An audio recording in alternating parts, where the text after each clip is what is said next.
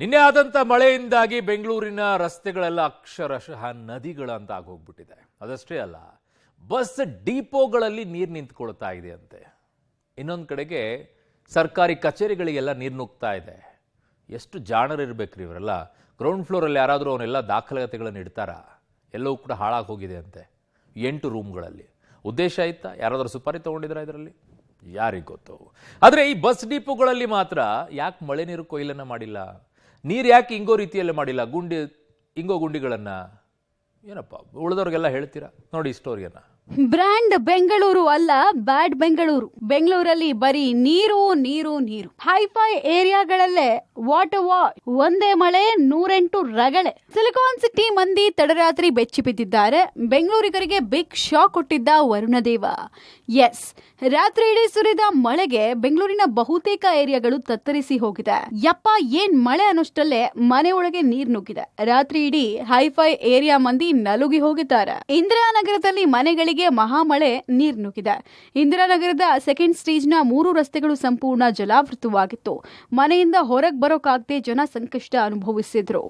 ರಾತ್ರಿ ಸುರಿದ ಭಾರಿ ಮಳೆ ಎಫೆಕ್ಟ್ ಹಿನ್ನೆಲೆಯಲ್ಲಿ ಇಂದಿರಾನಗರ ಸೆಕೆಂಡ್ ಸ್ಟೇಜ್ನಲ್ಲಿ ಈಗ ಅನೇಕ ಮನೆಗಳು ಜಲಾವೃತ ಆಗಿರುವಂಥದ್ದು ಗಮನಿಸ್ತಾ ಇದ್ರಿ. ಇಂದಿರಾನಗರದ ಸೆಕೆಂಡ್ ಸ್ಟೇಜ್ನಲ್ಲಿರುವಂತಹ 3-4 ರಸ್ತೆಗಳೇನಿದೆ ಅದು ಕಂಪ್ಲೀಟ್ ಆಗಿ ಜಲಾವೃತ ಆಗಿದೆ. ಪರಿಣಾಮವಾಗಿ ನಿವಾಸಿಗಳು ಮನೆಯಿಂದ ಆಚೆ ಬರೋದಕ್ಕೆ ಆಗದೆ ಇರುವಂತಹ ಪರಿಸ್ಥಿತಿ ನಿರ್ಮಾಣ ಆಗಿದೆ. ಬಹಳ ಇಂದಿರಾನಗರ ದೊಡ್ಡ ರೆಸಿಡೆನ್ಷಿಯಲ್ಸ್ ಇರುವಂತಹ ಏರಿಯಾ. ಸಾಮಾನ್ಯವಾಗಿ ಬೆಂಗಳೂರಿನ ಪ್ರತಿಷ್ಠಿತ ಏರಿಯಾಗಳಲ್ಲಿ ಇಂದಿರಾನಗರ ಕೂಡ ಒಂದು. ಬೇರೆ ಬೇರೆ ಭಾಗದ ಜನ ಕೂಡ ಇಲ್ಲಿ ವಾಸವನ್ನ ಮಾಡ್ತಾರೆ. ಈಗಿರುವಂತಹ ಪ್ರದೇಶಗಳಲ್ಲಿ ಸರಿಯಾದಂತಹ ವ್ಯವಸ್ಥೆಯನ್ನು ಕಲ್ಪಿಸದೇ ಇರುವಂತಹ ಕಾರಣಕ್ಕಾಗಿ ಈ ರೀತಿಯಾದಂತಹ ಪರಿಸ್ಥಿತಿ ನಿರ್ಮಾಣ ಆಗಿದೆ. ಮಕ್ಕಳು, ದೊಡ್ಡವರು, ವಯಸ್ಸಾದಂಥವರು ಎಲ್ಲರೂ ಕೂಡ ಬಹಳ ಪರಿತಪಿಸುವಂತಹ ಪರಿಸ್ಥಿತಿ ಸದ್ಯ ಇಂದಿರಾನಗರ ಭಾಗದಲ್ಲಿ ಕಾಣಬಹುದಾಗಿದೆ. ಗಮನಿಸ್ತಾ ಇದ್ದೀರಿ ವಿಜುವಲ್ಸ್ಗಳನ್ನು. ವಾಹನಗಳೆಲ್ಲವೂ ಕೂಡ ಮುಳುಗಿ ನಿಂತಿರುವಂಥ ವಾಹನಗಳನ್ನು ಆಚೆ ಕೂಡ ತೆಗೆಯೋದಕ್ಕೆ ಆಗದೇ ಇರುವಂಥ ಪರಿಸ್ಥಿತಿ ಈ ಭಾಗದಲ್ಲಿ ನಿರ್ಮಾಣ ಆಗಿದೆ. ಸರಿಯಾದ ರೀತಿಯಲ್ಲಿ ಮಳೆಗಾಲ ಆರಂಭ ಆಗ್ತಾ ಇದೆ ಎನ್ನುವಂತಹ ನಿಟ್ಟಿನಲ್ಲಿ ವ್ಯವಸ್ಥೆಗಳನ್ನು ಮಾಡಿಕೊಳ್ಳದೆ ಇರುವಂತಹ ಪರಿಣಾಮವಾಗಿ ಜನ ಈ ರೀತಿಯಾದಂತಹ ಪರಿಸ್ಥಿತಿನ ಎದುರಿಸಬೇಕಾಗಿದೆ. ಮಳೆ ಬಂದಾಗ ಇದು ಹಂಗೆ ಆಗುತ್ತೆ. ನಾವು ಆಲ್ರೆಡಿ MLAಗೂ ಹೇಳಿದೆ. MLA ಆಯಿತು ಮಾಡಿಸ್ತೀವಿ ಅಂತ ಹೇಳ್ತಾರೆ. ಅವರು ಅಧಿಕಾರಿಗಳನ್ನ ಕಳಿಸ್ತಾರೆ. ಅಧಿಕಾರಿಗಳು ಬಂದು ನೋಡ್ಕೊಂಡಿರ್ತು. ಲಾಸ್ಟ್ 2 ಇಯರ್ಸಿಂದ ಹಾಗೆ ಇದೆ. ಯಾಕೆ ಇವರು ಡ್ರೈನೇಜ್ ಕೇಳಿದ್ರೆ ಅದು ಪ್ರಾಬ್ಲಮ್ಮು, ಈ ಪ್ರಾಬ್ಲಮ್ ಅಂತಾರೆ. ಬಟ್ ಎಲ್ಲ ಡಿಪಾರ್ಟ್ಮೆಂಟವರು ಸೇರಿದ್ದು ಕೆಲಸ ಮಾಡಬೇಕು. ಆದರೆ ಜನ ಅನುಭವಿಸ್ತಿದ್ದಾರೆ. ಈಗ ನೋಡಿ, ಇದು ಸಂಪಲ್ಲಿ ಹೋಗಿ ನೀರು ಇದೆಲ್ಲ ಗಲೀಜು ಸೇರ್ಕೊಂಡಿದೆ. ಕುಡಿಯೋಕ್ಕೆ ನೀರಿಲ್ಲ, ಮತ್ತು ವಾಸ ಮಾಡೋಕ್ಕೆ ಸರಿಯಾಗಿ ಗ್ರೌಂಡ್ ಫ್ಲೋರಲ್ಲಿ ವಾಸ ಮಾಡೋಕ್ಕಾಗ್ತಾ ಇಲ್ಲ. ಸಣ್ಣ ಮಕ್ಕಳೆಲ್ಲ ಸ್ಕೂಲಿಗೆ ಹೋಗಕ್ಕಾಗ್ತಾ ಇಲ್ಲ. ಬಹಳ ಅವಸ್ಥೆ ಪಡ್ತಾ ಇದ್ದಾರೆ. ಪ್ರತಿ ವರ್ಷ ಹಿಂಗಾಗ್ತಾ ಇದೆ. HSR ಲೇಔಟ್ನಲ್ಲಿ ಮಳೆ ರಗಳೆ. ನದಿಯಂತಾದ ಸರ್ಜಾಪುರ ರಸ್ತೆಗಳು. ಮಹಾಮಳೆಗೆ ಬೆಂಗಳೂರಿನ ದುಬಾರಿ ಏರಿಯಾಗಳೆಲ್ಲ ನಲುಗಿ ಹೋಗಿದೆ. HSR ಲೇಔಟ್, ಸರ್ಜಾಪುರ ಮುಖ್ಯ ರಸ್ತೆ ಎಲ್ಲವೂ ನೀರಿನಿಂದ ಮುಳುಗಿ ಹೋಗಿತ್ತು. ವಾರದ ಮೊದಲ ದಿನ ಕೆಲಸಗಳಿಗೆ ಹೊರಟ ಸವಾರರು ನೀರಿನಲ್ಲೇ ಸರ್ಕಸ್ ಮಾಡಿಕೊಂಡು ಹೋಗಬೇಕಾಯಿತು.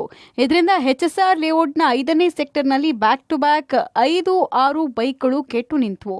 ಇದರಿಂದ ಟ್ರಾಫಿಕ್ ಜಾಮ್ ಕೂಡ ಉಂಟಾಯಿತು. ಅಗ್ನಿಶಾಮಕ ಸಿಬ್ಬಂದಿ ಮೋಟಾರ್ ಮೂಲಕ ನೀರು ತೆರವಿಗೆ ಯತ್ನಿಸಿದ್ರು. ಇಷ್ಟೇ ಅಲ್ಲದೆ ಮನೆಗಳಿಗೂ ನೀರು ನುಗ್ಗಿ ಅವಾಂತರವೇ ಸೃಷ್ಟಿಯಾಯಿತು.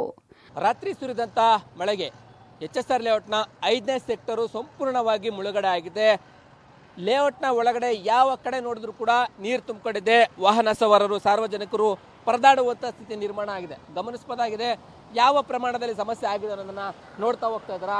ಕಾರುಗಳು, ಬೈಕ್ಗಳು ಎಲ್ಲವೂ ಕೂಡ ಅನಿವಾರ್ಯ ಹೋಗಲೇಬೇಕಾಗುತ್ತೆ ತಮ್ಮ ಕೆಲಸಗಳಿಗೆ. ಹೋಗದೆ ಹೋದರೆ ತೀರಾ ಸಮಸ್ಯೆ ಆಗುತ್ತೆ. ಹಾಗಾಗಿ ನೀರಿನ ಮಧ್ಯೆನೇ ವಾಹನಗಳ ಓಡಾಟ, ಹಾಗೆ ನೀರಿನ ಮಧ್ಯೆನೇ ವಾಹನಗಳು ಕೆಟ್ಟು ನಿಂತಿರುವಂತಹ ದೃಶ್ಯಾವಳಿ ಕೂಡ ಕಂಡು ಬರ್ತಾ ಇರ್ತಕ್ಕಂಥದ್ದು. HSR ಲೇಔಟ್ನ 5ನೇ ಸೆಕ್ಟರ್ನ ಪ್ರತಿ ರಸ್ತೆಗೂ ಕೂಡ ಹೇಗೆ ಹೋಗೋದು ಅನ್ನೋದು ಕೂಡ ಕಷ್ಟಕರ ಆಗಿದೆ. ನೋಡ್ಬೋದು, ಎಕ್ಸೆಲ್ ಅಲ್ಲಿ ಹೋಗ್ತಾ ಇದ್ದಾರೆ, ಆದರೆ ಸಾಧ್ಯ ಆಗ್ತಾ ಇಲ್ಲ. ಅದು ಕೂಡ ಕೆಟ್ಟು ನಿಲ್ಲುವಂಥ ಪರಿಸ್ಥಿತಿ ನಿರ್ಮಾಣ ಆಗಿರುವಂಥದ್ದು ಗಮನಿಸಬಹುದಾಗಿದೆ. ಯಾವ ಪ್ರಮಾಣದಲ್ಲಿ ಇಡೀ 5ನೇ ಸೆಕ್ಟರ್ನ ಲೇಔಟ್ಗಳು ಸಂಪೂರ್ಣ ಜಲಾವೃತ ಆಗಿದ್ದಾವೆ ಎನ್ನುವಂಥದ್ದು. HSR ಲೇಔಟ್ನ ಮುಖ್ಯ ರಸ್ತೆ ಸಂಪೂರ್ಣವಾಗಿ ಜಲಾವೃತ ಆಗಿದೆ. ಸುಮಾರು 3-4 ಅಡಿಯಷ್ಟು ನೀರು ನಿಂತಲ್ಲೇ ನಿಂತಿರುವಂಥದ್ದು.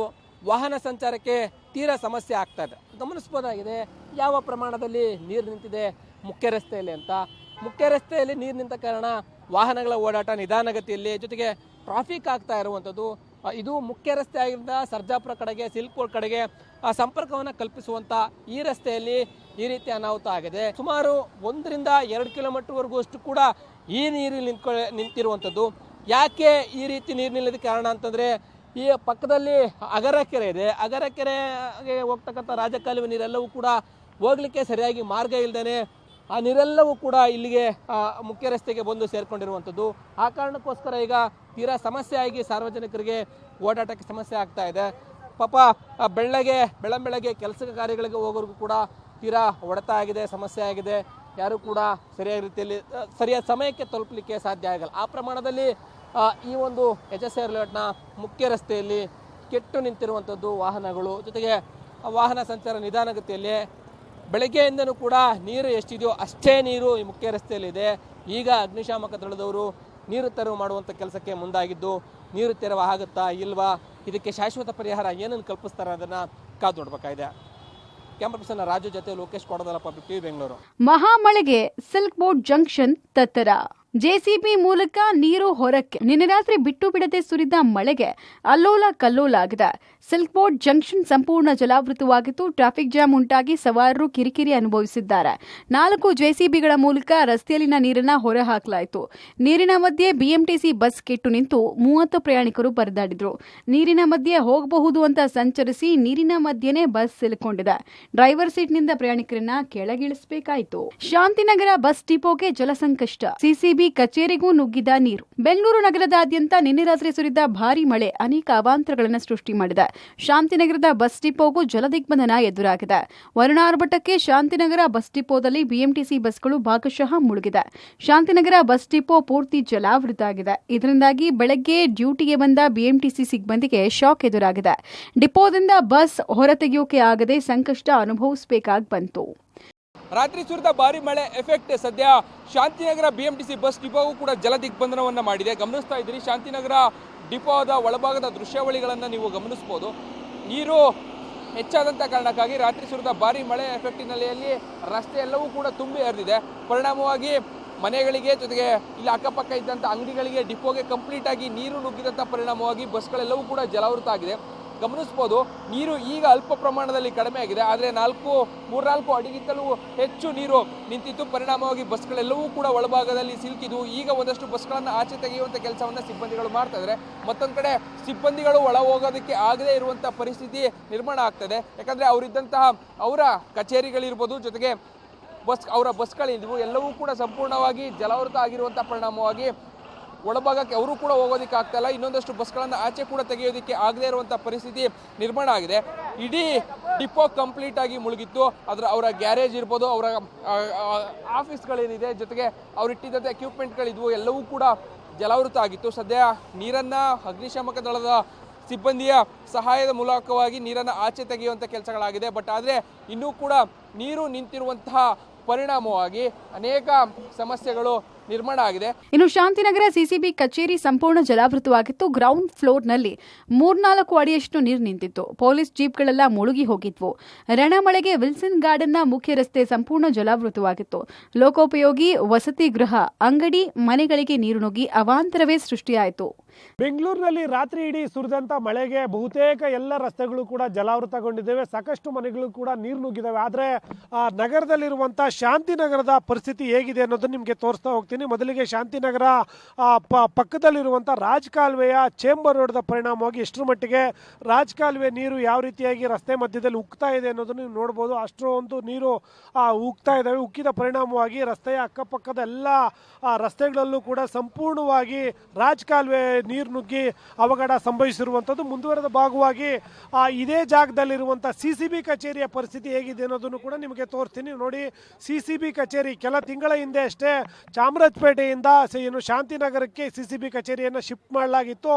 ಆ ಸಿಸಿಬಿ ಕಚೇರಿ ಇವತ್ತು ಸಂಪೂರ್ಣವಾಗಿ ರಾಜ್ ಕಾಲುವೆ ನೀರಿನಿಂದ ತುಂಬಿ ಹೋಗಿರುವಂಥದ್ದು. ಸುಮಾರು 4 ಅಡಿಯಷ್ಟು ನೀರು ಸಿಸಿಬಿ ಕಚೇರಿಯಲ್ಲಿ ತುಂಬಿದೆ ಅನ್ನೋದನ್ನು ನೋಡ್ತಾ ಇರ್ಬೋದು. ಸ್ಥಳ ಸಿಸಿಬಿ ಕಚೇರಿ ಶಾಂತಿನಗರ. ಪ್ರತಿಷ್ಠಿತ 4ನೇ ಬ್ಲಾಕ್ನ ಪ್ರದೇಶಗಳೇ ಜಲಾವೃತ. ಇನ್ನು ಮಹಾಮಳೆ ಕೋರಮಂಗಲದಲ್ಲಿ ಸಖತ್ ಕಿರಿಕುಂಟು ಮಾಡಿದೆ. ಕೋರಮಂಗಲ 4ನೇ ಬ್ಲಾಕ್ ಸಂಪೂರ್ಣ ಜಲಾವೃತವಾಗಿತ್ತು. ಮಂಡಿ ಉದ್ದ ನೀರಿನಲ್ಲಿ ಜನರು ಕೆಲಸ ಕಾರ್ಯಗಳಿಗೆ ಅನಿವಾರ್ಯವಾಗಿ ಹೋಗಬೇಕಾಯಿತು. ವಾಹನ ಸವಾರರಂತೂ ತುಂಬಿ ತುಳುಕ್ತಾ ಇದ್ದ ನೀರಿನಲ್ಲಿ ಸಾವರಿಸಿಕೊಂಡು ಹೋಗಬೇಕಾಯಿತು. ತಡರಾತ್ರಿ ಸುರಿದಿರುವಂತಹ ಮಳೆಗೆ ಇನ್ನೂ ಕೂಡ ಕೋರಮಂಗಲದ 4th ಬ್ಲಾಕ್ ಅಲ್ಲಿರುವಂತಹ ಈಜಿಪುರ ಮುಖ್ಯ ರಸ್ತೆ ಏನಿದೆ ಸಂಪೂರ್ಣವಾಗಿ ನೀರಿನಿಂದ ಜಲಾವೃತಗೊಂಡಿರುವಂಥದ್ದು. ಸಾಕಷ್ಟು ವಾಹನ ಸವಾರರು ಇದರಲ್ಲಿ ಓಡಾಟ ಮಾಡೋಕ್ಕಾಗ್ದೇ ವಾಪಸ್ ಹೋದರೆ ಇನ್ನು ಕೆಲವೊಬ್ಬರು ಅನಿವಾರ್ಯವಾಗಿ ಇದೇ ರಸ್ತೆಯಲ್ಲೇ ಟ್ರಾವೆಲ್ ಮಾಡ್ತಾರಂಥ ದೃಶ್ಯಗಳು ನಮಗೆ ಕಾಣ್ತಾ ಇದೆ. ನೀವು ನೋಡಿ ನಿನ್ನೆ ರಾತ್ರಿ ಸುರಿದಂಥ ಮಳೆಗೆ ಇಲ್ಲಿವರೆಗೂ ಕೂಡ ನೀರಿನ ಪ್ರವಾಹ ಕಮ್ಮಿ ಆಗಿಲ್ಲ. ಹಾಗಾಗಿ ಇಲ್ಲಿನ ಲೇಔಟ್ ಒಳಗಡೆ ಅಂದರೆ ಮನೆಗಳಿಗೆ ಹೋಗುವಂಥವ್ರು ಯಾರು ಕೂಡ ಹೊರಗಡೆ ಬರೋಕ್ಕಾಗ್ತಾ ಇಲ್ಲ, ಒಳಗಡೆ ಹೋಗೋಕ್ಕೂ ಆಗ್ತಾ ಇಲ್ಲ. ಅಷ್ಟರ ಮಟ್ಟಿಗೆ ಸಂಪೂರ್ಣವಾಗಿ ರಸ್ತೆ ಎಲ್ಲ ಬ್ಲ್ಯಾಕ್ ಆಗಿರುವಂಥದ್ದು. ಪಕ್ಕದಲ್ಲೇ ಇರುವಂಥ ರಾಜಕಾಲುವೆಗೆ ರಾಜಕಾಲುವೆಗೆ ನೀರು ಸರಾಗವಾಗಿ ಹೋಗೋದಕ್ಕೆ ಅವಕಾಶ ಆಗಿಲ್ಲ. ಅದರ ಪರಿಣಾಮವಾಗಿ ಆ ರಾಜಕಾಲುವೆ ನೀರು ಓವರ್ಫ್ಲೋ ಆಗಿ ಲೇಔಟ್ ಒಳಗಡೆ ನುಗ್ಗಿರುವಂಥದ್ದು. ಬೆಳಗಿಂದಲೂ ಕೂಡ ಇದೇ ರೀತಿಯ ಪರಿಸ್ಥಿತಿ ಇರುವಂಥದ್ದು. ಸಾಕಷ್ಟು ಜನ ಇವತ್ತು ಹೊರಗಡೆ ಬರೋಕ್ಕೂ ಕೂಡ ಪರದಾಡ್ತಾ ಇದ್ದಾರೆ. ಅಷ್ಟರ ಮಟ್ಟಿಗೆ ಇಲ್ಲಿ ವಾಹನ ಸವಾರರು ಮತ್ತೆ ಇಲ್ಲಿ ಸ್ಥಳೀಯರು ಕಷ್ಟಪಡ್ತಾ ಇರುವಂಥದ್ದು. ಒಟ್ಟಾರೆ ರಾತ್ರಿ ಇಡೀ ಸುರಿದ ಧಾರಾಕಾರ ಮಳೆಗೆ ಗ್ರೇಟರ್ ಬೆಂಗಳೂರಿನ ಗತಿಯನ್ನೇ ಮಳೆ ಬದಲಾಯಿಸಿದೆ. ಒಂದೇ ಒಂದು ಮಳೆಗೆ ಬೆಂಗಳೂರಿನ ಮರ್ಯಾದೆ ಹರಾಜಾಗಿದೆ. News desk, public TV.